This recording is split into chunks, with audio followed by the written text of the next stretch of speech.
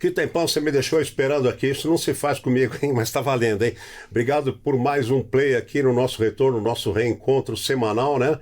No Agora é Você podcast, você já sabe, agora é você mesmo. Lá fora, pode esquecer, esquece telejornais, esquece portais, notícias ruins, esquece as suas preocupações, problemas do dia a dia. Vamos cuidar de você aqui nessa horinha, tá legal? Da sua saúde, do seu bem-estar, do seu geral. Vamos dar uma geral aí. Agora, se você não está inscrito ainda aqui no meu canal, vou pedir a gentileza de você se inscrever, de você ativar o sininho. Porque se você não faz isso, o YouTube não entrega o material toda semana para você, conteúdos relevantes, e isso acontece em qualquer canal onde você estiver, e infelizmente na maioria dos canais. Mais de 90% das pessoas que assistem não estão inscritas nos canais, isso na internet toda. Então, eu peço aí a sua colaboração, você se inscreva, ative o sininho para não perder assuntos como esse aqui.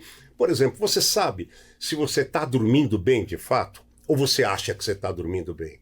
E se você não estiver, e ninguém tiver te alertado, isso vai incorrer em algum problema para você, em algum risco para você?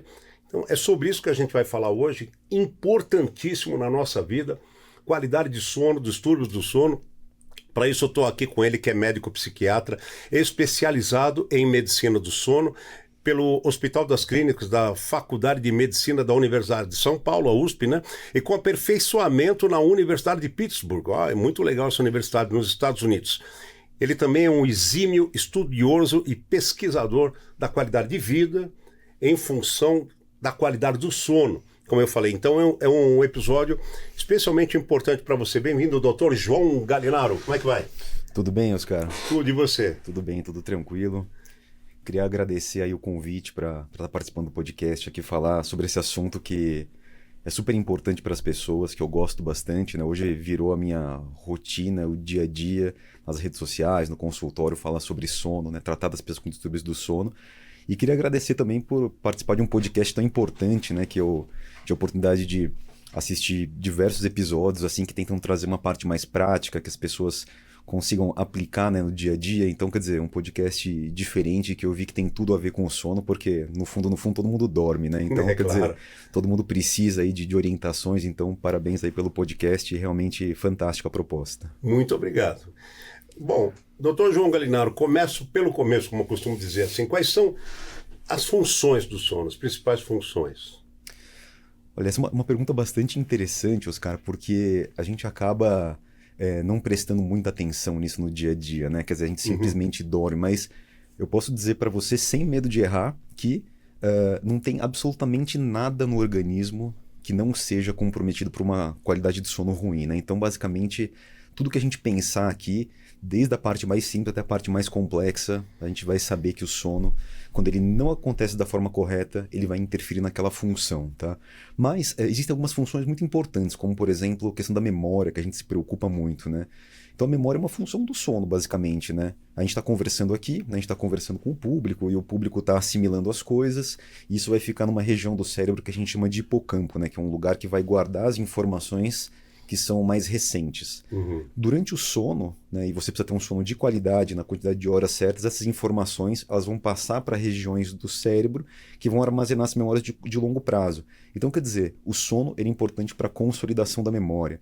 Tá? Uma outra função bastante interessante que a gente tem do sono, ela tem a ver com a regulação das emoções, né, que a gente fala bastante, eu como psiquiatra também, super importante da gente falar sobre isso. Então, se eu perguntar, né, para o público, pensa em algum evento que aconteceu, um evento traumático, um evento ruim que aconteceu, né, com você há 10, 20 anos, por exemplo. Né? Com certeza você experimentou aquele evento com uma carga emocional muito grande. Né? Se eu fosse perguntar para você no dia seguinte, você ainda teria uma memória, né, com uma carga emocional relativamente grande. Mas hoje, depois de 10, 20 anos do evento, isso não acontece mais. Parece que a emoção ela ficou um pouco descolada da memória. Isso é uma das funções do sono.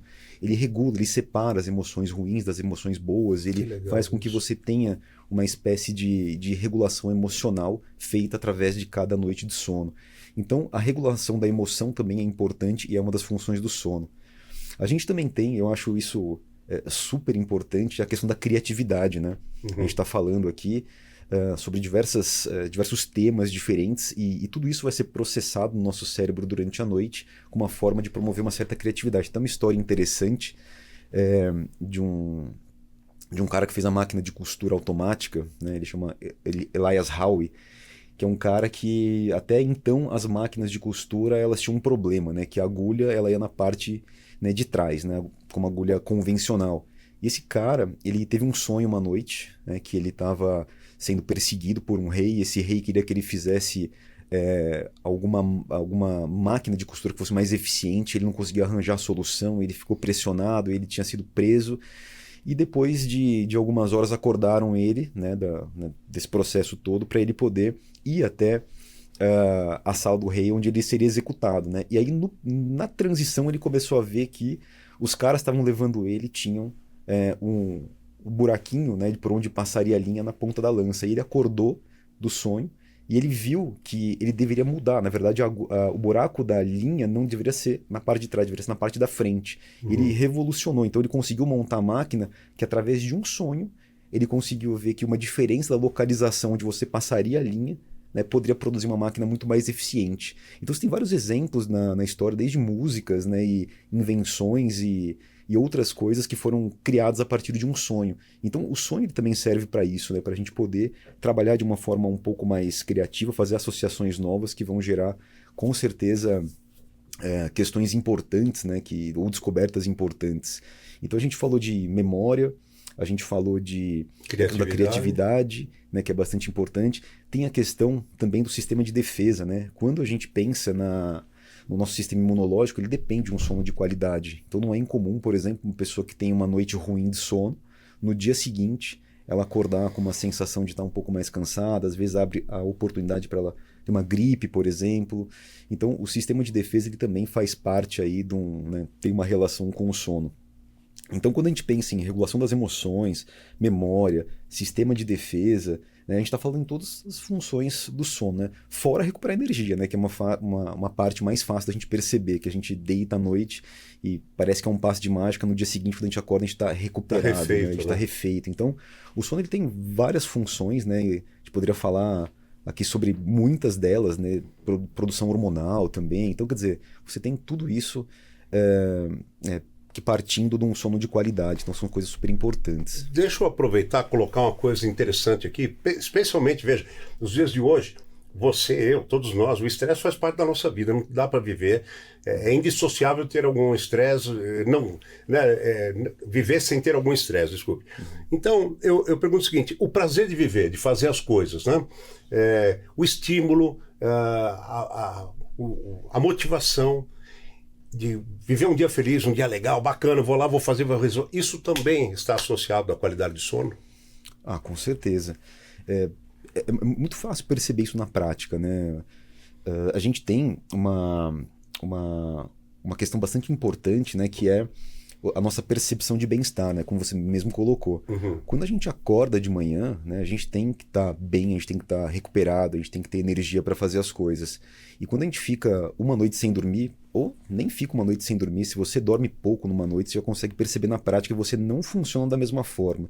Quer dizer, a sua atenção ela fica prejudicada, a gente percebe que a sua memória fica prejudicada e também o seu estado emocional, né, o seu humor.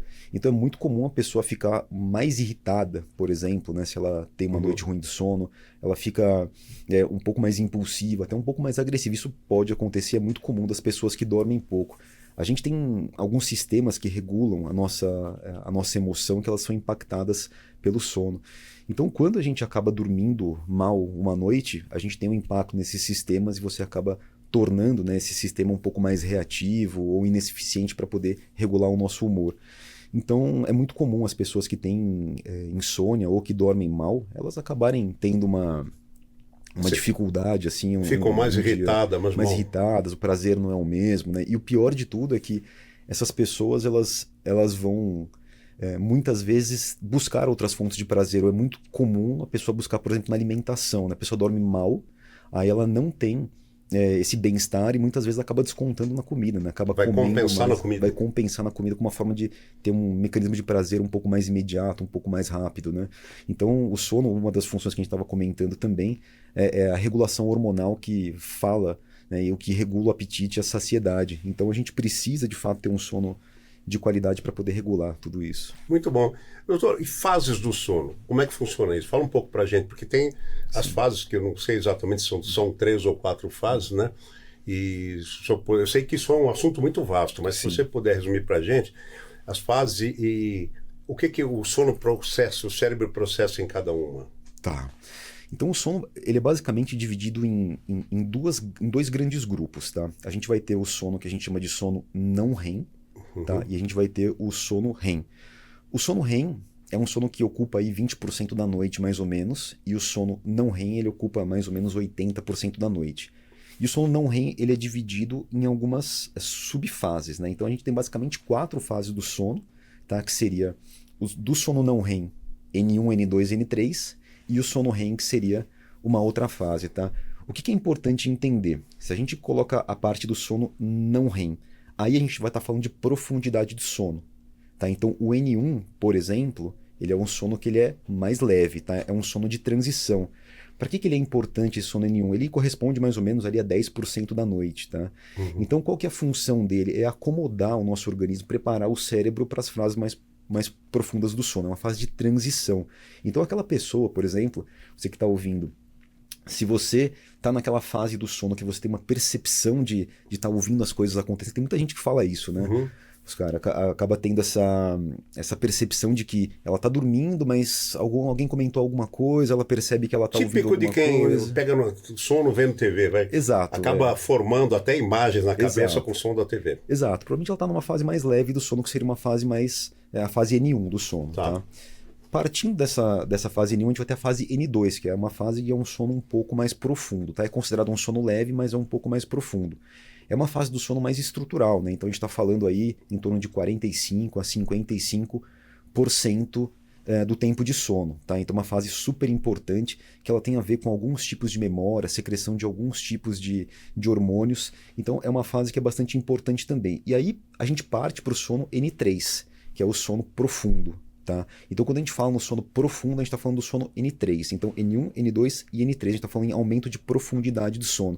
Então, o sono N3 é aquele que a pessoa está dormindo, que você tem que chacoalhar ela para acordar, porque senão ela não levanta, ela não interage. É como se ela tivesse realmente completamente apagada. E essa é uma das fases mais importantes do sono. A gente fica nela em torno de 15% a 20% do tempo total de sono, tá?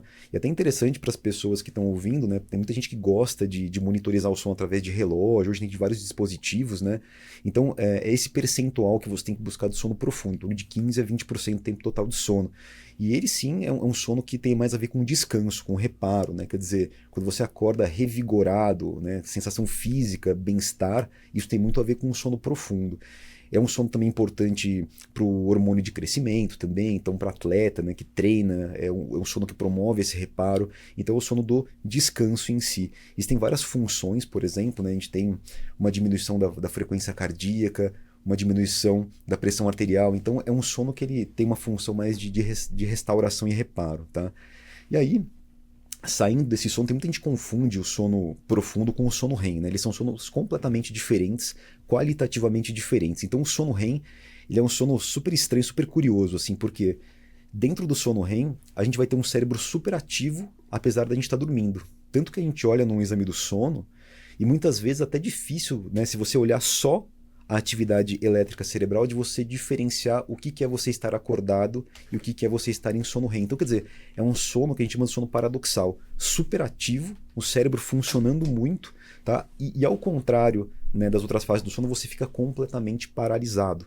Tá? Então é um sono com o cérebro ativo e um corpo completamente paralisado. Então o sono REM é o sono que a gente sonha, é o sono que a gente regula as emoções, é o sono que a gente consolida alguns tipos de memória, né? Por exemplo, quem toca violão, por exemplo, né? Às vezes é muito comum a pessoa ela tocar uma música e não ficou tão boa, ela dorme, descansa, no dia seguinte parece que a coisa flui um pouco mais. Então esse tipo de memória é também uma característica do sono REM. E tem a característica que a gente falou também da regulação das emoções, né? Então é muito típico do sono REM. E o grande problema é que quando a gente pensa nessa estrutura, é uma estrutura muito dinâmica, tá? E não adianta muitas vezes, você não cuidar do início da sua noite, porque no início da noite é onde está mais o sono profundo. Tá? Na parte final da noite é onde está o sono REM. Aí a pessoa às vezes pergunta assim, mas pô, eu vou ficar sei lá, vou ficar vendo televisão, ficar no celular tal à noite e de repente eu consigo dormir minhas 7 horas. Pô, mas se você tem maus hábitos antes de dormir, você vai comprometer o seu início de sono, que é onde está o sono profundo, que é o sono do descanso, o sono do reparo. Ah, não, tudo bem, eu cuido da minha noite, mas eu durmo pouco porque eu preciso fazer outras coisas, tá? Você cortou o final da noite, que é onde está o sono REM, que é importante para a criatividade, para as emoções, para alguns tipos de memória. Então você percebe que o sono, por mais que seja alguma coisa dinâmica, que você tem esses componentes durante a noite inteira de sono, existem partes da noite que vão ser importantes para tais tipos de sono, existem outras que vão ser importantes para outros tipos de sono. Por isso que é importante você preservar, tá? Isso é bastante importante de entender essa dinâmica e que toda fase ela vai ter uma importância, né? Muito bom. Agora, eu preciso te perguntar uma coisa. A luz azul, a tão propalada luz azul. Então, tem gente que fala assim, bora assistir uma televisão para relaxar. Uhum. Eu fico um pouco no celular para relaxar. Eu ouço notícia, durmo ouvindo notícia para relaxar. Tudo isso acaba prejudicando o sono ou, por exemplo, usar o mesmo recurso para ouvir uma música seria melhor? Essa questão da luz azul é uma questão muito importante, né? Quando a gente pensa nos dispositivos eletrônicos. Sim. Porque existe um hormônio que regula o sono, né, que a gente chama de melatonina. Tá? Okay. Então, a melatonina é um hormônio que ele é produzido à noite na ausência de luz. Então, basicamente, como que isso funciona? Quando escurece, né, quando a gente está ali no período da noite, quando você não tem o estímulo de luz, né, o seu cérebro ele para de receber esse estímulo de luz e ele começa a produção de um hormônio que vai sinalizar para o seu cérebro, para o seu organismo, que é noite e que ele tem que mudar uma série de processos ali para conseguir fazer o sono acontecer. Tá? Okay. Então a melatonina é um hormônio que vai informar para o seu organismo que basicamente você tem que dormir. Tá? O que acontece? A luz azul ela é um tipo de luz que mais interfere na produção de melatonina, tá? Pela característica dela.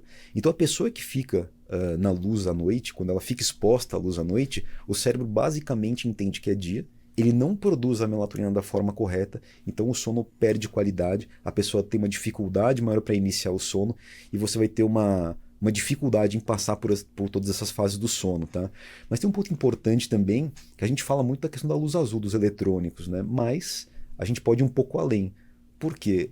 Não é só isso que faz com que o dispositivo eletrônico ele acabe comprometendo o sono. Tá? Tem a questão do que a pessoa consome também. Tá? Então, se a pessoa, por exemplo, fica no celular, né, já tem esse componente da luz azul, mas ela fica vendo um filme, por exemplo, né, ou uma série, pô, muitas vezes ela vai querer saber o que aconteceu depois. Né? A gente sabe que tem esses ganchos, né, na série. Então, o cara terminou de um jeito, pô, eu vou assistir mais um episódio. Então, ela vai ter uma dificuldade ali em relaxar para dormir. Né? Se ela às vezes fica em rede social, por exemplo, a gente sabe que isso é extremamente estimulante também, né? Então ela fica na rede social ali, sim, o cérebro fica estimulado. Então a gente vai um pouco além da luz azul, né? A luz azul é importante realmente, né, a gente conversar sobre isso, porque você tem uma interferência direta nesse hormônio do sono. Mas dependendo do tipo de coisa que a pessoa consome ali, seja rede social, seja questão de trabalho, por exemplo, né? A pessoa está ali, aí ela vai parar em algum momento ali da noite para poder responder mensagem. Pô, isso é extremamente prejudicial. Por quê? Isso vai fazer com que você fique irritado, que você fique em estado de alerta, que você fique mais atento. E isso é um estado que é incompatível com o sono. Né? Para dormir a gente precisa estar o quê? A gente precisa estar relaxado, a gente precisa estar tranquilo, a nossa cabeça tem que estar um pouco mais limpa, né? Um pouco mais livre de preocupações, né? de questões. A gente tem que estar realmente com um ambiente mais escuro que favoreça a produção de melatonina. Então, se alguma coisa interfere de fato nesse processo todo, grande chance de você não conseguir ter um sono de qualidade, tá? Então, uma opção realmente que você perguntou, a música eu acho uma opção interessantíssima. Porque né? Ela não te coloca para raciocinar, para pensar. Ela pode colocar para pensar em termos de imaginação e ela te conduzir. Exato, exato. Mas não é uma notícia que você está ouvindo, não é uma matéria que você está ouvindo. Então tem essa diferença, né? Tem, assim. A música é super importante, né? Ela pode ser um excelente aliado quando você vai construir o que a gente chama de uma rotina pré-sono, né? Que são aquelas coisas que você faz antes de dormir. Então a música é uma opção excelente, né? É lógico que eu digo que sono é autoconhecimento, né? Que você tem que perceber aquilo que faz bem para você. Uhum. É lógico que você colocar uma música que é muito agitada naquele momento também, você pode até perceber que aquilo não foi muito favorável, tá?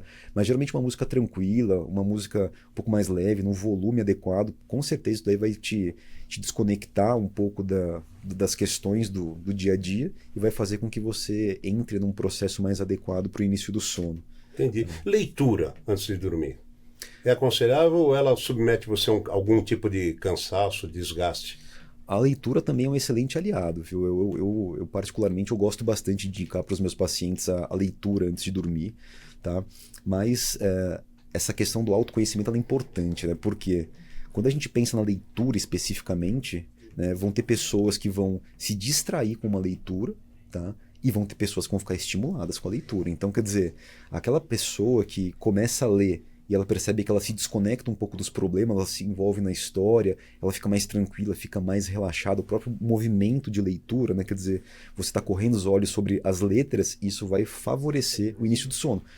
Mas também tem aquela pessoa que ela vai, né, ficar extremamente envolvida na história. Então eu já tive paciente que fala assim, olha, leitura é bom, né, para poder dormir. Aí a pessoa ela vai lá, ela começa a ler um livro, ela começa a saber o que aconteceu, começa a ficar ansiosa, angustiada. Essa pessoa ela vai ter que tomar um cuidado com a leitura, tá? Então, às vezes, uma leitura de alguma coisa que seja, sei lá, talvez uma revista ou talvez um livro de contos mais curtos possa ser interessante para essa pessoa. Mas a leitura é um aliado importante, ela favorece o sono assim, de uma forma bastante interessante. Não posso deixar de te perguntar uma curiosidade que eu acho que é unânime, né?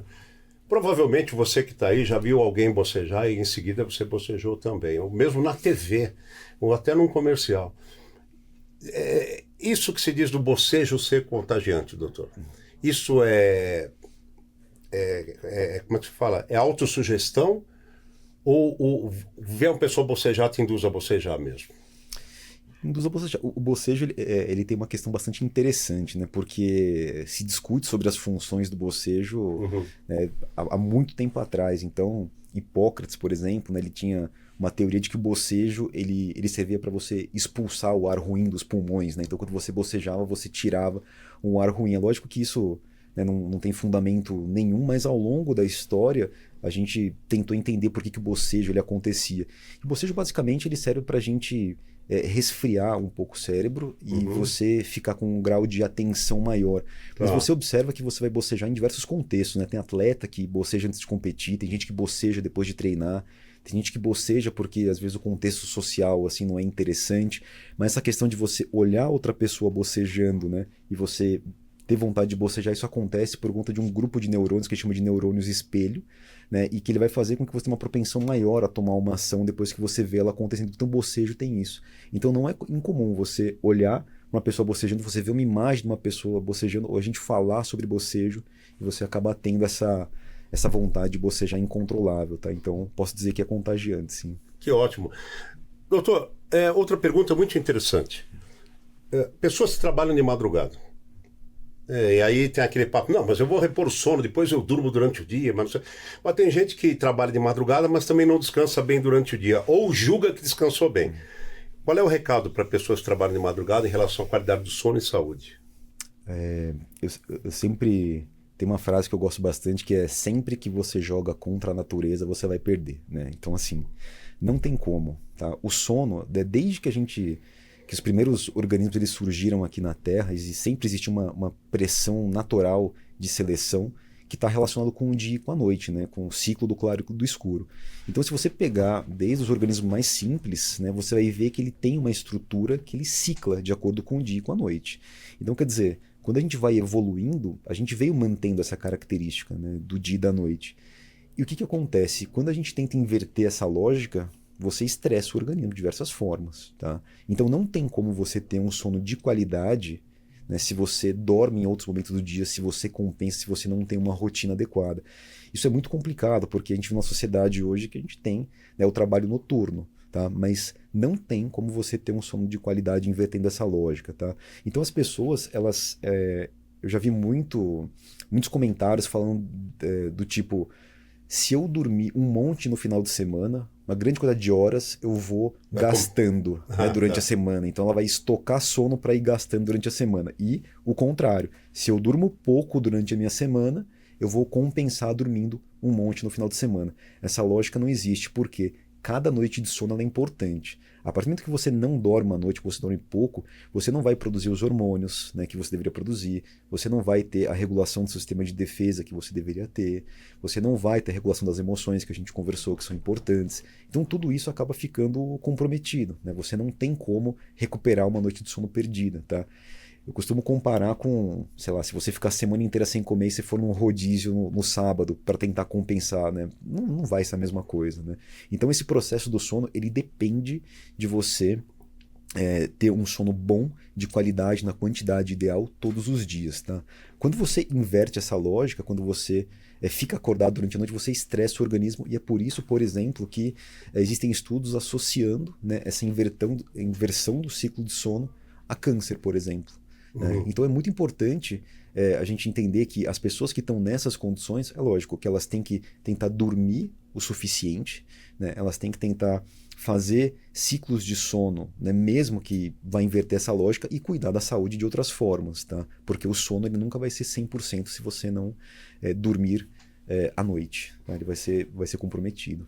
Isso vale para você, motorista, condutor, isso vale para você, profissional de TI. Muitas vezes você trabalha numa central de atendimento, você trabalha na central de processamento de um banco, de uma grande empresa, e você vira à noite achando que é normal. E vale principalmente para você, meu amigo, meu colega, minha amiga, minha colega, locutor e locutora de rádio.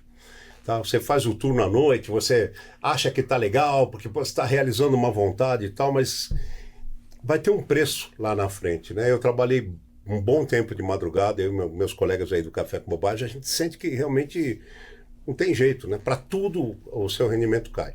Agora eu vou fazer uma pausa aqui, Dr. João Galinaro. O que não pode cair são os momentos de prazer, né? Então eu quero recomendar para você que está aí, para você também, Dr. João, for fazer um evento, for fazer uma pequena reunião, ou qualquer momento que você tenha que reunir os amigos com qualidade, eu quero recomendar a Golden Prime para vocês. A Golden Prime produz esses belisquinhos aí, né? Esses nuts que você está vendo no vídeo. Então são amendoins normais, amendoim japonês, amendoim torrado, amendoim confeitado, castanha do Pará, castanha do caju, mix maravilhoso e tudo sem toque manual, tudo torrado eletronicamente, o que dispensa a gordura do processamento. Então você vai ter uma coisa que te dá prazer, é saudável e com certeza vai te dar muitos elogios quando você servir para as pessoas. Vale a pena você conferir. No Instagram você procura Golden Prime Oficial. Ou você manda um zap para lá, 11 940 082 357. Eu estou conversando aqui com meu amigo Dr. João Galinaro, médico psiquiatra especializado em medicina do sono. Se você chegou agora, por favor, retorne ao começo dessa conversa, que é muito útil para você. Assista até o final, mas depois retorne e compartilhe também. Doutor, a maioria das pessoas não dorme bem e não sabe? Ou a maioria das pessoas dorme bem? Existe um estudo nesse sentido? Existe. Eu posso dizer que a maioria das pessoas dorme mal e muitas vezes não sabe que dorme mal.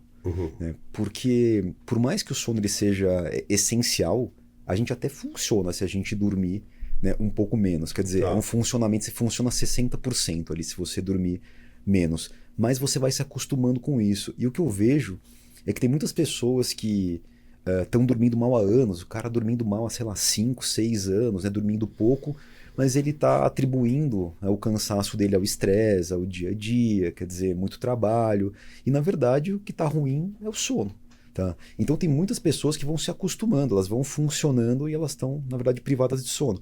Tem um estudo ali de 2019, aqui tem vários estudos mostrando isso, mas que o brasileiro ele dorme pouco, né? Ele dorme aí em torno de 6 horas e 20, mais ou menos, né? Então que é considerado pouco. Então quer dizer, o brasileiro ele é privado de sono, ele dorme menos do que ele precisa, tá? E as pessoas estão acostumadas, né? As pessoas elas vão fazendo as atividades delas, mas elas não costumam muito olhar para o sono, né? Tanto que a gente vem de uma cultura que durante muito tempo aquelas frases como trabalhe enquanto eles dormem, dormir é perda de tempo, essas frases assim, eu já ouvi muito, né? Então as pessoas elas passaram a se preocupar um pouco mais com o sono agora, mas a questão é que a gente até funciona, né? Se a gente dormir, sei lá, 4, 5 horas, se funciona, mas se funciona de um jeito péssimo e como você bem colocou, lá pra frente, né, essa conta vai chegar, né? Não tem como. Então... Tá bom. Agora eu pergunto para você o seguinte, já que você falou do horário de sono do brasileiro, existem médias ideais de sono, de horas de sono para cada etapa? Por exemplo, uma criança, um jovem, um adulto e uma pessoa idosa. Existe? Sim. A gente sabe, né, que ao longo da vida essa esse tempo de sono ele vai sofrendo algumas modificações, né?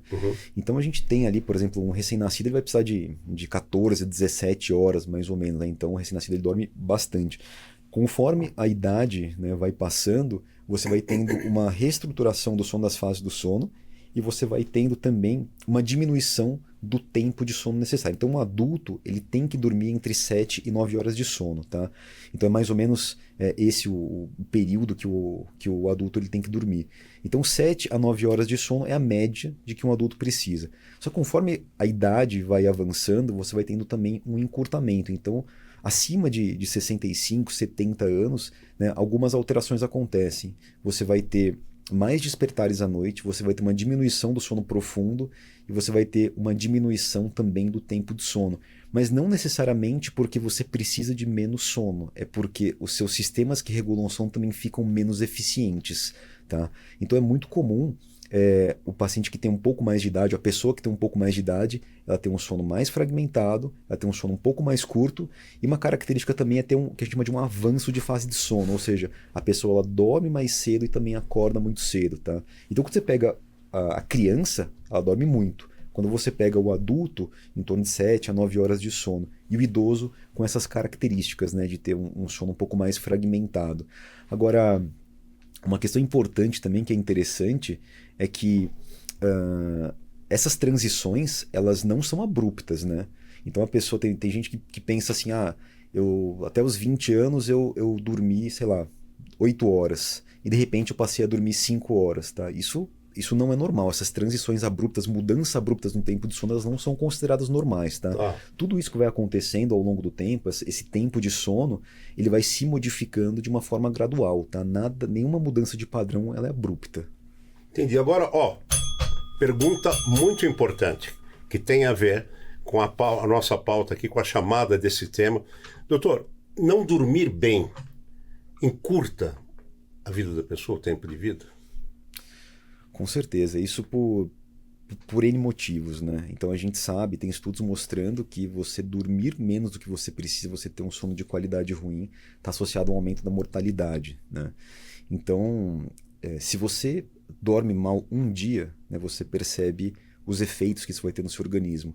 Agora, quando você dorme mal ou dorme pouco, de uma forma crônica, contínua, você vai ter um aumento de risco de uma série de problemas de saúde, tá? E isso vai impactar e vai aumentar a mortalidade.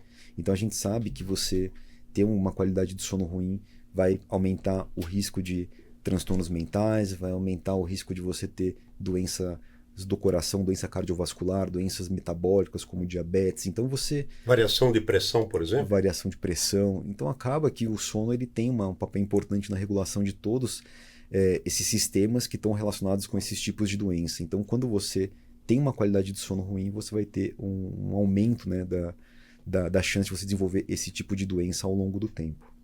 A gente pode dizer que o medo, a insegurança, a falta de autoconfiança, às vezes está associada à qualidade de sono, ou um sono não bem processado, acumulado de muitos dias, ou não? Com certeza. O que acontece? O medo ele faz com que você não consiga dormir bem, né? Isso é um fato. E muitas vezes a pessoa que ela tem uma insegurança, que ela tem medo de alguma coisa, ela vai estar com alguns sistemas relacionados à ansiedade um pouco mais ativos, né? Então a pessoa que ela tem medo, ela vai estar preparada ali para agir, né? Para lutar ou para fugir. Então esse sistema ele faz com que a pessoa ela fique mais propensa a ficar acordada. E aí ela não vai conseguir relaxar para dormir. Não, mas o contrário, se a pessoa passa várias noites sem dormir bem, vamos falar durante o dia, a pessoa se sente insegura, chega na hora de uma tomada de decisão importante, ela não tem aquela pegada, entendeu? Com certeza. Sim. A qualidade do sono influencia nisso também. Sim, com certeza. Porque tem até alguns estudos mostrando que existe uma região, né, cerebral que chama amígdala cerebral, que ela fica mais reativa a partir do momento que você dorme pouco. Então, a pessoa que ela tem um certo grau de ansiedade ou que ela tem medo de alguma coisa, que tem uma certa insegurança, porque isso tem um pouco a ver com ansiedade também, ela vai ficar mais propensa a desenvolver medo, insegurança e ansiedade. Então a pessoa que tem crise de ansiedade, por exemplo, se ela dorme mal, ela tem uma chance maior de ter crise. Então é uma relação que se retroalimenta, né?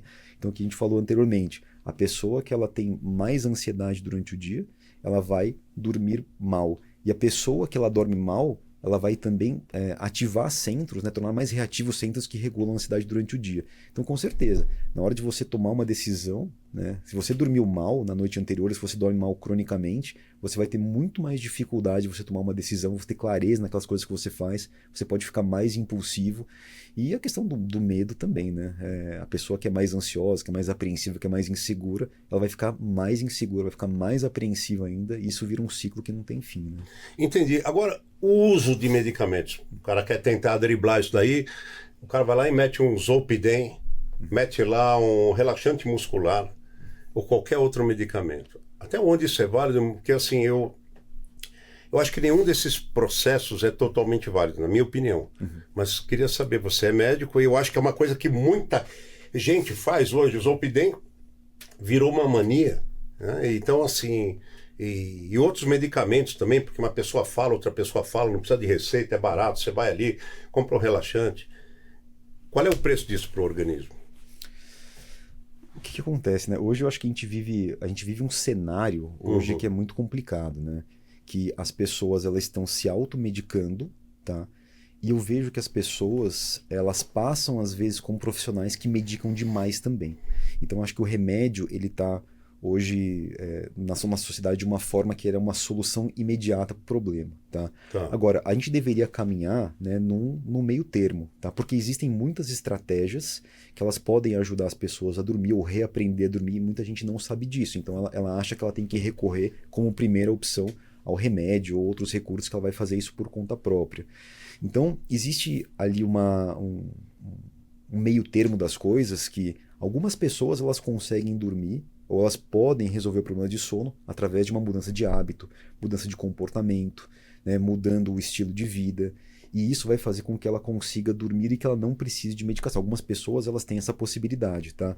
Só que no outro extremo, Oscar, acho que tem uma questão importante que existem pessoas que têm quadros de insônia que são graves o suficiente para se beneficiar de uma medicação. Né? Então, eu sempre digo que a gente sempre tem que trabalhar as opções não medicamentosas, tá? Ou seja, que não envolve medicação, estilo de vida, atividade física, como uma primeira opção. Tá? Mas existem casos que são graves o suficientes para a gente precisar de um remédio e que sejam medicações prescritas por um profissional, né? Que sejam medicações que de fato vão ser usadas como estratégia. Na quantidade certa. Na quantidade correta, né? Porque o grande problema é isso, é a supermedicação, né? É medicar demais e às vezes a pessoa não saber que ela tem outras opções. Tá? Eu vejo isso com uma certa frequência. E existem remédios, né, que... Vou dar um exemplo, assim, uma pessoa que ela dorme, sei lá, 2, 3 horas por noite, que ela tem insônia. E aí ela colocou em prática algumas medidas, por exemplo, começou a fazer atividade física, melhorou a alimentação, começou a gastar mais energia, só que mesmo assim ela continua tendo dificuldade para dormir. Às vezes uma medicação que vai garantir um tempo maior de sono para ela vai fazer com que ela reduza a ansiedade em relação ao sono, que ela fique um pouco mais tranquila em relação ao sono, e isso vai fazer com que ela consiga fazer mais atividades, colocar em prática mais coisas que vão fazer ela dormir melhor. E aí depois você, com uma estratégia, você consegue ir diminuindo e tirando as medicações, né, de uma forma estratégica para que ela consiga voltar a dormir sem o remédio, né? Mas esse problema mesmo, né? Às vezes as pessoas acabam tomando muito remédio, né, de forma errada, às vezes se automedicando, às vezes eu vejo que tem muitos profissionais que às vezes não se preocupam com essa parte, né, de mudança de hábito, de comportamento, que para mim é a base, né, de tudo. Então se fica numa troca de remédio, né, quer dizer, toma um, não funcionou, toma o outro, não funcionou, toma o outro, e isso não é para ser dessa forma, né? A gente tem que ter uma estratégia geral para conseguir fazer a pessoa voltar a dormir. Estou conversando aqui com o Dr. João Galinaro, que é um médico psiquiatra e altamente especializado em medicina do sono, como você mesmo está constatando. Se você chegou agora, permanece até o final e depois volte ao começo e recomende, que esse episódio é fundamental para a sua qualidade de vida. Doutor, café ou cafeína? Mesmo que uma pessoa tome café antes de dormir, ou próximo ao sono, ou tome um chá que tenha, sei lá, chá preto, que tenha mais carga de cafeína, mesmo que ela sinta, não, para mim não tem efeito. No fundo tem um efeito. E também eu te pergunto o seguinte, Quais que seriam os horários ideais para as pessoas tomarem um café durante o dia?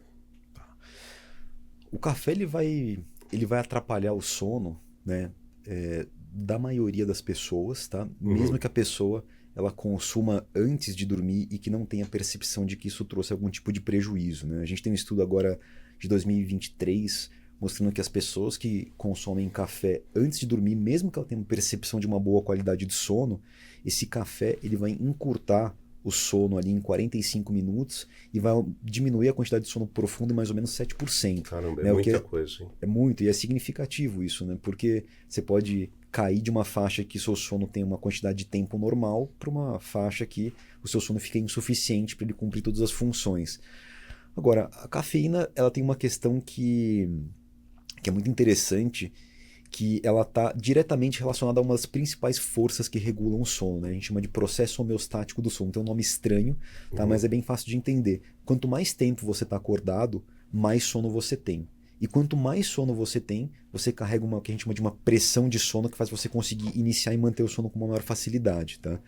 Então, esse processo ele depende de uma substância que chama adenosina, né? Que basicamente é, quanto mais adenosina eu tenho, mais sono eu tenho, tá? Então, quanto mais tempo acordado, mais pressão de sono à noite. Quando você coloca a cafeína nessa conta, a cafeína é uma molécula muito parecida com a adenosina, ela vai ocupar o lugar da adenosina e vai te dar uma percepção de estado de alerta, né? Só que o que acontece, né? Quando você consome a cafeína, para a maioria das pessoas, ela vai continuar circulando no organismo em torno de 6 a 8 horas, tá? Então, quer dizer, Você vai tomar um cafezinho. aquela pessoa consumir um cafezinho ali final da tarde, né, muitas vezes a hora que ela vai dormir vai ter a cafeína circulando e impactando esse mecanismo e vai fazer com que a pessoa ela tenha uma dificuldade maior para dormir. É lógico que existem pessoas que são mais sensíveis à cafeína, né? Aquele cara que tomou um café, ele fica trêmulo, ele fica agitado. Essa pessoa aí, às vezes, se ela consumir o café de manhã, ela vai ter problemas em relação ao sono. Agora, aquela pessoa que consome o café, que ela tem uma percepção de que ela dorme bem, ela também vai ter um impacto na estrutura do sono se ela consumir antes de dormir. Se eu poderia, assim, eu costumo orientar meus pacientes que evitem a cafeína a partir das 14 horas, assim, eu acho que é um limite seguro, tá? Mas tem essa questão da sensibilidade, tá? Tem gente que vai ter que tirar o café, né, sei lá, da vida, né? Vai ter que colocar na balança se vale a pena ou não tomar cafeína se ela for uma pessoa muito sensível, tá? Mas o café ele impacta. É importante lembrar que não é só o café que tem cafeína, como você observou, os chás mais escuros têm cafeína, né? O chocolate ele tem cafeína, você tem refrigerante, tem cafeína, energético, tem cafeína, tem alguns remédios que tem cafeína, né? Então assim, tem muita coisa que tem cafeína e que pode de fato impactar o sono que a gente tem que ficar um pouco atento. Muito bom. O hábito da pessoa dar uma molhadinha na língua, dar uma beliscada num uísque, sei lá, uma vodka, um vinho, assim, antes de dormir, que o pessoal tem aquela sensação que precisa tomar um negocinho à noite antes de dormir para relaxar. Isso é válido ou atrapalha? Tem também o seu lado negativo muito comprovado. Você sabe que eu até me assustei, né, quando eu vi essa estatística há um tempo atrás. Tem um órgão que chama Sleep Foundation lá nos Estados Unidos, que ele tem um dado que 20% dos americanos, né, que têm problemas para dormir já consumiram álcool com a intenção de conseguir para tentar resolver o problema de sono, tá? Eu penso, 20% é bastante gente, né? Ah, sim. E aí quando você olha para o que o álcool provoca, né, na estrutura de sono da pessoa, né, realmente é bastante complicado, porque o álcool ele pode até induzir o sono de uma forma um pouco mais rápida, dependendo da Sim. quantidade. Só que ele vai acabar com a estrutura de sono. Então a gente falou um pouco sobre o sono REM, né, no começo. Então quando você bebe, você suprime sono REM. Então quer dizer, aquele sono que é importante para alguns tipos de memória, para a criatividade, para a regulação das emoções, ele fica comprometido com o uso do álcool. Além disso, o álcool ele vai fazer com que o sono seja mais fragmentado, ou seja, mais despertares durante a noite. É muito comum a pessoa também acordar durante a noite para ir ao banheiro, né? Causa uma fragmentação ainda maior. Pesadelos, tá? Podem acontecer decorrente do uso de álcool. E eu acho que uma das principais que até as pessoas podem perceber na prática ali é, se você convive com alguma pessoa que ronca um pouco, quando ela bebe, ela vai roncar muito mais. Então Muito você mais. aumenta a chance de ronco e a apneia do sono. Então, o que vai fragmentar o sono mais ainda. Então, quer dizer, quando a gente pensa em qualidade do sono, né, o álcool Ele não tem lugar aí. Mas, por exemplo, o cara enche a cara. O cara, sei lá, foi no casamento, qualquer coisa, encheu a cara e chega em casa ele tomba, vai acordar no outro dia 9 horas da manhã. Não é o fato de ele ter dormido sem acordar que não tem, isso não tem associação com qualidade de sono. Mesmo Não. que ele não tenha acordado, é prejudicial, certo? É prejudicial, porque por mais que a pessoa ela apague, vamos dizer, ela fique sedada pelo uso do álcool, né, ela pode dormir 9 horas. A estrutura de sono dela vai ser completamente comprometida. Então, tudo que aconteceu durante a noite, ele vai estar muito distante do que aquilo que a gente considera como ideal. Então, o fato da pessoa ela apagar, sei lá, 2 da manhã e levantar às 10 da manhã, sob efeito de uma grande quantidade de álcool, isso vai ser totalmente incompatível com o sono de qualidade. A pessoa vai estar sedada ali, ela não vai passar por todas as fases do sono, ela pode ter uma série de despertares à noite que não são conscientes, ela vai acordar várias vezes durante a noite, mas sem perceber que ela acordou, ela vai roncar muito mais. Quer dizer, o sono acaba virando uma catástrofe, né? Então, Entendi. o álcool, assim, se a gente for pensar em qualidade de sono, o álcool ele não tem lugar, assim, né? Ele tem que... Realmente ele tem que ser colocado de lado, porque uma das regras que a gente tem para um sono de boa qualidade é você evitar o uso de álcool. Agora, um fato que você tem que prestar muita atenção, talvez você tenha e não saiba, ou alguém da sua família tem e não saiba, queria falar um pouco da apneia do sono, né? Isso é muito importante. O que causa a apneia? Queria que você explicasse aí para o nosso público sobre a apneia, o que causa e se tem riscos ou perigo para alguma coisa. Sim. A apneia do sono, para quem não sabe, ela é uma pausa na respiração que ela acontece durante a noite de sono. Então, durante a noite, né, por motivos diferentes, né, às vezes a pessoa ela está um pouco acima do peso, por exemplo, né, e ela vai ter um acúmulo de gordura na região do pescoço, às vezes por constituição do crânio, né? Então, quer dizer, tem pessoas que têm uma passagem de ar um pouco mais estreita ali. Então, existem muitos motivos que podem favorecer a pessoa a ter a apneia do sono. E aí, durante a noite, o que acontece? Aqui na região da base da língua, né, da orofaringe, onde a passagem é um pouco mais estreita, a pessoa ela pode ter uma parada da respiração. Então, como acontece na prática? Né? A pessoa dormiu, né? Aí ela entrou nas fases do sono, ela está dormindo, e aí acontece uma pausa na respiração, ela parou de respirar. Assim que ela para de respirar, né, o oxigênio ele começa a cair, e aí o cérebro fala assim, ó, acorda aí porque o oxigênio está caindo. A pessoa vai e volta a respirar. Então, isso pode acontecer várias vezes durante a noite. Então, esse mecanismo, a pessoa dorme, ela para de respirar, o oxigênio cai, a pessoa desperta, e isso acontece, né, N vezes durante a noite. E aí o que acontece? Um sono de qualidade ruim, né, um sono péssimo, um sono bem fragmentado, e isso tem muitos impactos, né? Tem tanto o impacto de curto prazo, né? Então, a pessoa que tem apneia, ela pode ter uma baixa de libido, ela pode estar sonolenta durante o dia, ela pode estar mais irritadiça, a concentração fica ruim. Então, ela acaba tendo uma série de consequências de curto prazo. E no longo prazo, a gente sabe que a apneia ela tem a ver com doenças do coração, com doenças metabólicas, como diabetes. Então, é muito importante você tratar a apneia. Eu acho que tem um grande problema, Oscar, em relação à apneia, que é que geralmente a pessoa que tem apneia, ela não sabe que ela tem apneia e pior que ela acha que ela é um bom dormidor.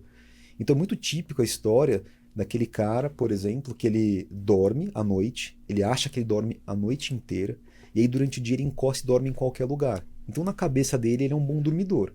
Quer dizer, não, eu vou ao cinema e eu durmo, eu tenho uma facilidade enorme para dormir. Mas no fundo, ele dorme em qualquer lugar porque o sono da noite dele é tão ruim que ele não consegue ter um sono reparador. Então ele está sempre com uma certa pressão de sono. Então isso faz com que as pessoas, primeiro, elas achem que é normal, né? Acho que é um bom dormidor, quer dizer, eu encosto, eu durmo, então eu durmo com facilidade. E segundo, porque existe aquela coisa da pessoa não querer procurar ajuda, né? Ela ronca, mas ela... não ronco tanto assim, né? O ronco é normal, existe uma certa normalização do ronco, né? E o ronco é um dos principais sintomas ali que está atrelado à apneia. Então, essa pessoa que ela é sonolenta durante o dia que ela ronca, né, ela tem que procurar ajuda. Agora, veja bem, quando o doutor João Granal fala que com a apneia, o cérebro te avisa, vamos acordar aí e tal, que você tem vários despertares durante a noite, não necessariamente são despertares conscientes, não é isso? Porque você interrompe o sono e volta a dormir. Não quer dizer que você vá despertar, acordar, abrir o olho. Exato, sim. Então esses despertares, eles, exatamente como você falou, eles não são conscientes, né? A pessoa, ela tem uma impressão que ela dormiu continuamente. Por quê? Ela acordou, vamos supor que ela acorde, sei lá, né, 30 vezes, né, numa hora de sono. essa pessoa muitas vezes ela pode ter a percepção que ela dormiu continuamente, então ela não sabe que ela acordou durante a noite, ela não sabe que o sono é um sono ruim, que é um sono de péssima qualidade.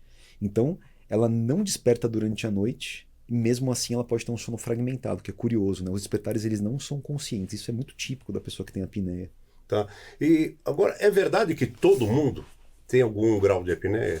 Todo mundo tem um pouquinho de apneia ou não? Não, Não, né? não. A gente tem. Como é que a gente avalia a apneia, né? A gente faz o exame do sono, Tá. né? A polissonografia. E aí, quando a gente faz uma análise, a gente vê quantas vezes que a pessoa parou de respirar por hora do sono, tá? Então, até 5 vezes por hora, a gente considera normal, tá? De 5 a 15 a gente considera uma apneia leve, de 15 a 30 uma apneia moderada e acima de 30 a gente considera uma apneia grave, tá? Então, o tratamento vai depender muito da gravidade da apneia, tá? Mas quando a pessoa ela ronca, por exemplo, né, e ela não tem apneia, ela tem abaixo de 5, a gente considera isso um ronco primário, que a gente fala que é só o barulho, basicamente, tá? Tá. Então, não são todas as pessoas que têm apneia. Os estudos, eles são um pouco conflitantes em relação a essa questão do número de pessoas que têm apneia, mas tem estudo aqui da cidade de São Paulo, chamado Epissono, que ele mostrou que em torno de 30% das pessoas têm um grau de apneia, tá? Então ali você pega em torno de 30% uma apneia, e quando a gente vai falar da apneia grave, em torno de 10 a 15%. Tá? Então que é um número considerável, né? Se pegar o tanto de gente que ronca por aí, que é um dos principais sintomas associados à apneia do sono, você vai ter um número enorme de pessoas que têm uma possibilidade de ter apneia. Tá? Agora, assim, então, quer dizer, você acha que todo mundo deveria... Porque a pessoa acha que dorme bem, na verdade ela não sabe. Será que todo mundo não deveria, pelo menos uma vez por ano, ou cada 2 anos, não sei, fazer o exame de polissonografia? Eu acho que não, né? Eu acho que as pessoas elas têm que ficar um pouco mais atentas, né, a sinais de normalidade do sono. Né? Tá. É lógico que se é uma pessoa que ronca, por exemplo, né, então o que a gente tem que ficar atento pensando numa apneia? O primeiro sintoma ali é o ronco. Tá? Se a pessoa ronca muito, se ela ronca todos os dias, né, se o ronco é alto, por exemplo, é uma pessoa que já é uma candidata. Né? Se essa pessoa ela sente sono durante o dia, se essa pessoa ela acorda com dor de cabeça, tem baixa de libido, não consegue se concentrar nas coisas, está dormindo em situações que ela não deveria, essa pessoa sim ela deve procurar ajuda, tá, para poder investigar. E o que a gente sabe também, né, é que quando a gente pensa, né, numa apneia grave, a gente tem esses impactos muito claros na saúde, né? Além desses sintomas todos, né? A doença cardiovascular, doença metabólica. Então você precisa tratar de fato. Agora, o problema é que nem sempre essas pessoas elas estão dispostas, né, a buscar ajuda por conta dessas questões que a gente comentou. Então, eu não acho que as pessoas devem fazer a polissonografia, elas devem estar atentas a sinais de normalidade do sono. Né? O que a gente considera um sono normal, basicamente? Né? Se a pessoa ela consegue dormir com uma certa facilidade, ou seja, dormir em menos de 30 minutos, desde que tenha a intenção de dormir, porque tem aquela pessoa também que ela, sei lá, ela fala assim, eu demoro 2 horas para dormir. A pessoa ela tem isso na cabeça dela. Aí eu pergunto, mas o que você faz para dormir? Ah, eu fico no celular, eu fico respondendo mensagem, eu fico vendo uma série e tal. Essa pessoa não tem intenção de dormir. Então, se você dorme em até 30 minutos, a gente considera isso normal. Se você tem 1 a 2 despertares durante a noite, sem dificuldade para voltar a dormir, a gente também considera isso como sinal de normalidade do sono. Tá. Se você consegue cumprir ali seu tempo de sono, entre 7 e 9 horas, também é outro indício de normalidade. Se não acontece nada de anormal ou de estranho durante a noite, se você não grita, se você não xinga, se você não ronca, se você não se mexe, né, é um outro indício de normalidade.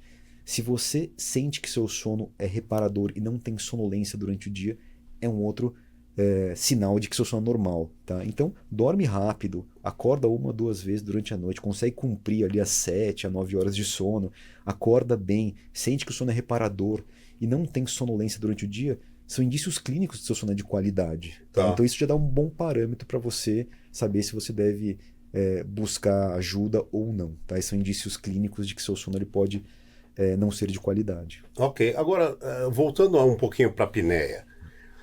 A gente fala, tem a apneia obstrutiva, que você colocou muito bem, e tem a chamada apneia central, é isso? Né? Qual que é a diferença das duas, basicamente, doutor, para a pessoa entender? que ela pode ter uma ou outra ou as duas juntas?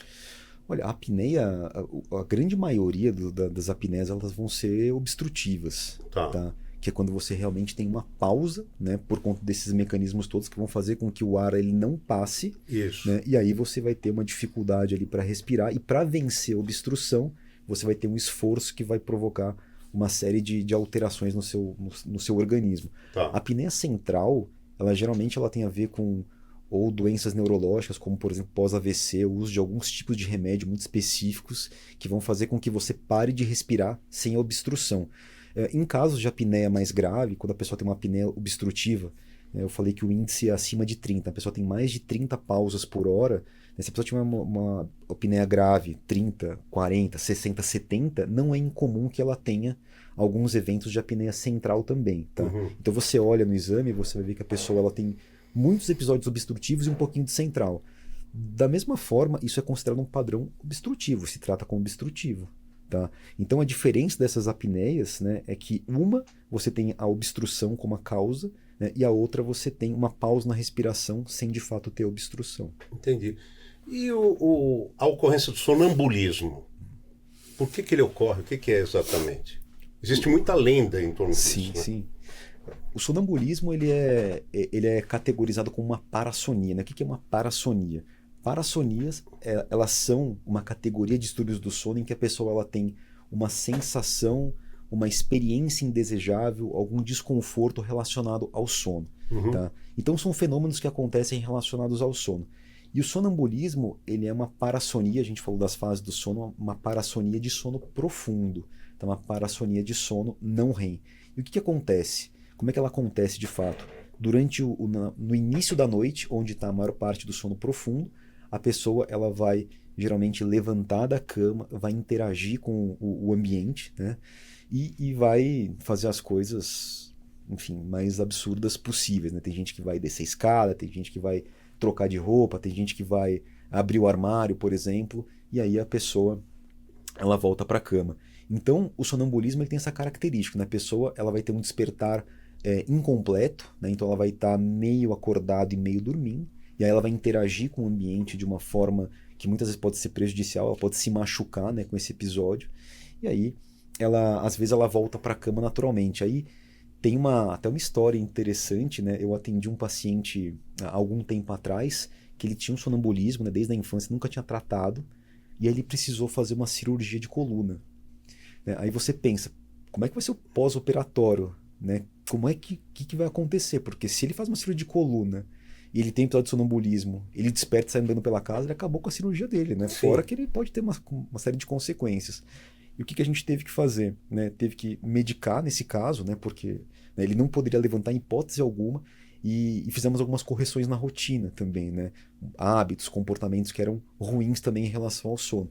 E ele conseguiu ficar estável, né? Não teve nenhum problema, mas imagina a gravidade, né? Porque a gente pensa no sonambulismo até como uma forma, algo que não vai trazer consequências, mas muitas vezes pode trazer tanto consequência da pessoa se machucar, como num caso desse, né? Que a pessoa tem que fazer uma cirurgia e aí ela acaba tendo um problema se ela caso levantar ao longo da noite. E o sonambulismo ele tem uma característica a pessoa não lembrar do episódio. Tá? Então, geralmente no sonambulismo a pessoa não se recorda do que aconteceu. Então ela acorda durante a noite, muitas vezes ela faz várias coisas ali, e ela volta para a cama dormir, sem se recordar do episódio. Às vezes o que ela lembra é que de manhã, por exemplo, ela foi na cozinha e tem alguma coisa ali que está aberta, que não deveria estar, uma porta que está aberta, uma janela aberta, mais perigoso ainda. Né? E existe aquela lenda que as pessoas não devem acordar um sonâmbulo, né? Que o sonâmbulo ele pode ter um problema. Isso não é verdade, tá? A gente, lógico, a gente tem que acordar um sonâmbulo se ele estiver se colocando em risco ou se ele estiver colocando outra pessoa em risco, mas a melhor forma de abordar um sonâmbulo é você reconduzir ele para a cama, né? Porque ele vai ter uma certa interação ainda, não é que ele fica completamente ali, as coisas estão acontecendo. Então você consegue redirecionar ele, tá, para voltar para a cama. E o que pode acontecer se você acordar um sonâmbulo é ele acordar assustado, porque ele, imagina que ele deitou para dormir, de repente ele está no meio da sala com todo mundo em volta, né? Pode ser constrangedor para algumas pessoas, dependendo do ambiente que tiver, mas problemas assim dele ter um problema de morrer, essas coisas assim, isso é lenda, né? Isso não é uma verdade. Algumas pessoas dizem que precisa acordar os sonâmbulos, tem que pôr um pano molhado para ele pisar em cima. Tem isso também. As lendas, assim... Lenda urbana, né? Lenda urbana. São várias, assim. Doutor, aquela pessoa que tem o sono agitado, ela está dormindo, ou ela julga que ela está dormindo e ela, sabe, tem o sono agitado, desarruma a cama. Não sei se isso é a mesma coisa que a síndrome das pernas inquietas, que já ouvi falar também, né? Isso tem a ver com algo assim relacionado tipo apneia? A pessoa acha que está dormindo bem e não está, porque se ela está lá para relaxar, o sono é uma função, a gente está lá para relaxar. Como é que a pessoa tem essa agitação durante a noite e não se lembra? Então, essa condição que você colocou, né, que chama síndrome das pernas inquietas, ele é um diagnóstico muito específico, assim, que as pessoas realmente confundem com o sono agitado. Tá. E tem gente que confunde com a inquietação das pernas da ansiedade, né? Aquela pessoa que fica balançando a perna. Isso não é síndrome das pernas inquietas, tá? Então, síndrome das pernas inquietas ela acontece quando a pessoa ela deita para dormir, quando ela está ao repouso, e ela vai sentir um desconforto nas pernas, que algumas pessoas falam... chamam de um comichão, tem gente que fala que é um formigamento, tem gente que fala que é uma dor, assim, mas não é um sintoma que ele é muito claro e direto. Então, quando a pessoa tem esse desconforto, ela tem que mexer a perna para poder aliviar esse desconforto, e aí quando ela alivia esse desconforto, ela consegue iniciar o sono, tá? Então, é basicamente isso. Então, a pessoa ela vai ter um desconforto, ela vai ser obrigada a mexer a perna para aliviar aquele sintoma. E por que é um distúrbio do sono? Porque a pessoa que ela fica nesse ciclo à noite, ela não consegue iniciar o sono. Ela vai ter muita dificuldade para começar a dormir, tá? Então, a síndrome das pernas inquietas, ela tem relação mais com o início do sono. Então, a pessoa fica, às vezes, levanta, fica massageando, ela deita na cama, ela não consegue dormir, a perna fica agitada, ela levanta de novo e fica esfregando uma perna na outra. Então, quer dizer, atrapalha muito o início do sono. E muitas vezes, às vezes eu atendo um paciente que eu pergunto, como é que na sua família descobre que a mãe tem, que o tio tem, que a tia tem, que a prima tem, que tem uma origem familiar também.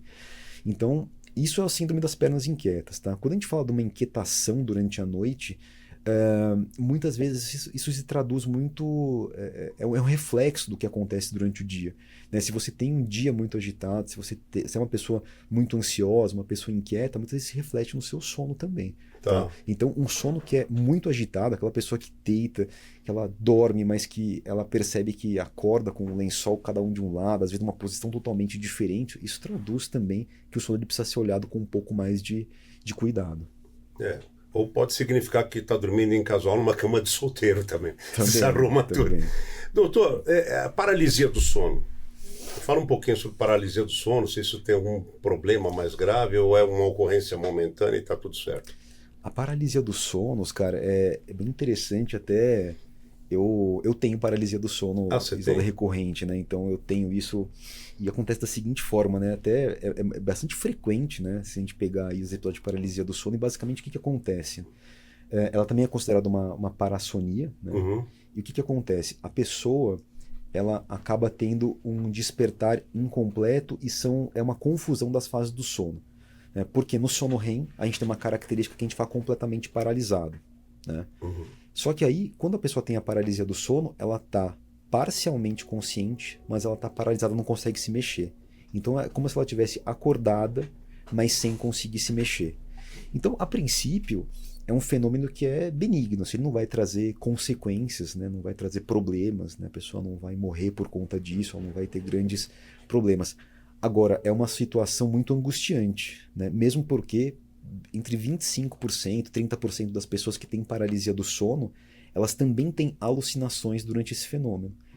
Então, assim, você imagina a pessoa que não consegue se mexer, ela acordou durante a noite, ela não consegue se mexer, e ao mesmo tempo ela começa a ver alguma coisa ali, né, que está acontecendo no quarto. Então, quer dizer, ela pode ficar com medo, né, de dormir e ter um novo episódio, né? Tem até uma história bastante interessante, né? Esse filme ele fez parte da minha infância e adolescência também, né? Você deve conhecer. Teve um diretor de cinema que na década de 70, ele leu uma reportagem sobre alguns imigrantes que estavam morrendo durante o sono. Então eles vinham ali fugidos da guerra, né, de um lugar da Ásia, eles foram para os Estados Unidos e começaram a observar que naquela população algumas pessoas estavam morrendo durante o sono. E eles começaram a investigar e eles viam que algumas pessoas tinham paralisia do sono, ou seja, Elas acordavam durante a noite, não conseguiam se mexer, né? Muitas delas tinham alucinações e eles viam que essas pessoas começaram a morrer durante o sono. E aí ele pegou essa reportagem e ele fez A Hora do Pesadelo, né, do Fred Krueger. Ah, tá. Então, o Fred Krueger ele vem um pouco, né, dessa realidade que naquela época algumas pessoas acabavam morrendo durante a noite. Para quem não sabe, né, o Fred Krueger ele acabava atacando as pessoas durante o sonho. Então tem uma base real disso tudo. Depois que eles fizeram mais estudos, eles observavam que aquelas pessoas elas vinham de uma região onde existia uma arritmia, né, que fazia com que as pessoas tivessem uma propensão maior a ter essa arritmia durante a noite e morrer durante a noite. Então, é uma população super específica, né, que tinha esse problema, essa variação genética e que não tinha nada a ver com a paralisia do sono a princípio, né? Então, quer dizer, foi uma coisa que aconteceu, ele pegou essa história, transformou num roteiro, e acaba que tem uma certa correlação com a realidade, né? Porque no filme as pessoas tinham medo de dormir, né, e ter esse problema com o personagem. E na vida real, uma das coisas mais difíceis da paralisia do sono é que a pessoa ela fica com medo de dormir, né? Tem um episódio. Durante muito tempo da minha vida eu também tive esse problema, né? Então, quer dizer, eu ficava com medo de dormir e ter um episódio de paralisia do sono, porque é muito angustiante. Por mais que dure poucos segundos ali, você fica numa situação ali super desconfortável.